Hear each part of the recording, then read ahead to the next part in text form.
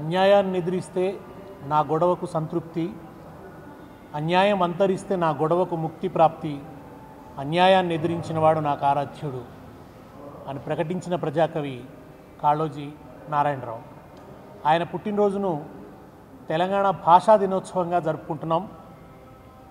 BRS ప్రభుత్వం కాళోజీ జయంతిని తెలంగాణ భాషా దినోత్సవంగా ప్రకటించింది.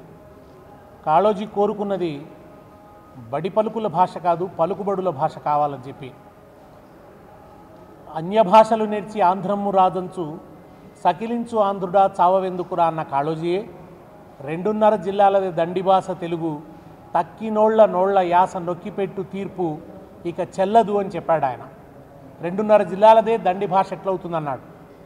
2.5 జిల్లాల భాషను భాష అని, 10 జిల్లాల ప్రజలు వ్యవహరించేటువంటి తెలుగును యాసగా అన్నప్పుడు తెలంగాణ భాషగా, తెలంగాణ భాషాభివృద్ధి కోసం ఒక ప్రత్యేకమైనటువంటి రోజు అవసరమని గుర్తించినటువంటి కేసీఆర్ గారు కాళోజీ జయంతిని తెలంగాణ భాషా దినోత్సవంగా ప్రకటించారు.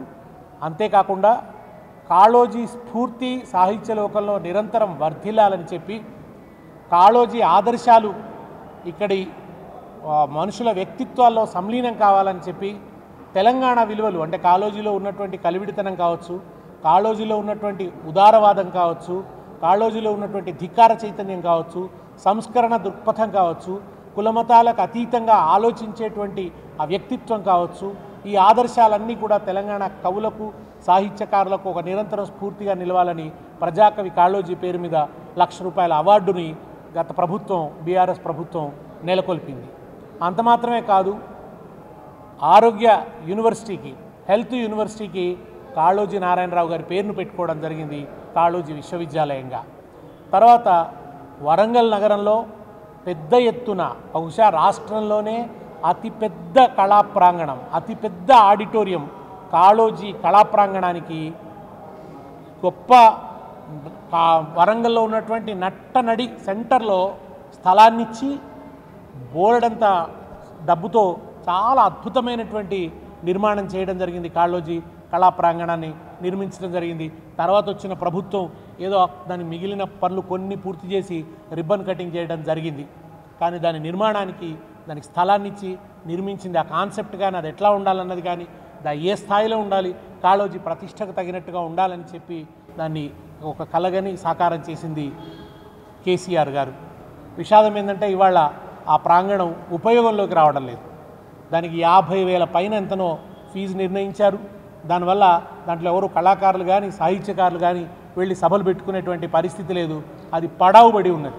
ఇవాళ అంత గొప్ప ప్రాంగణం పడావుబడి ఉన్నది ఈ ప్రభుత్వం యొక్క హయాంలో. అందుకే కాళోజీ అన్నట్టు తాలు తేలిక, బాతాలు తేలిక, బాతాల కన్నా బాతాల పోతు ఇంకా తేలిక అన్నాడు. ఇవాళ ఆ బాతాల పోతే ఈ రాష్ట్రాన్ని పరిపాలిస్తున్నాడు కనుక ఆ మాటలు తాలు కన్నా తేలికగా ఉన్నాయి, అవి ఆచరణలోకి రావటం లేదు.